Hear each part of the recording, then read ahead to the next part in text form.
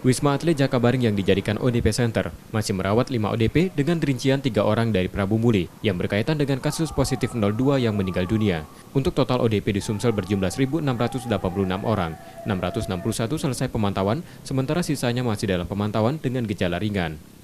Di ODP Center Wisma Atlet Jakabaring, belum ada penambahan tenaga medis, meski pemerintah provinsi meminta masyarakat terdata sebagai ODP untuk segera ditempatkan di Wisma Atlet.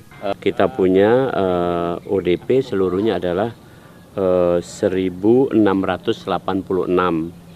yang selesai pengawasan adalah selesai pemantauan 661. Jadi sekarang masih ada 1.025 ODP.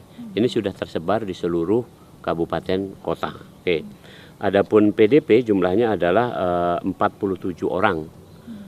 Untuk total pasien dalam pengawasan atau PDP di Sumsel berjumlah 47 pasien, 31 selesai pengawasan dengan hasil negatif dan sisanya masih dalam pengawasan. Kasus positif COVID-19 di Sumsel berjumlah 16 orang, 2 meninggal dunia, 1 pasien sembuh dan sisanya masih dirawat di RSMA Palembang dalam kondisi ringan hingga sedang, dengan usia rata-rata di atas 20 tahun. Reski Oktora, Muklas Diferensial, Kompas TV, Palembang.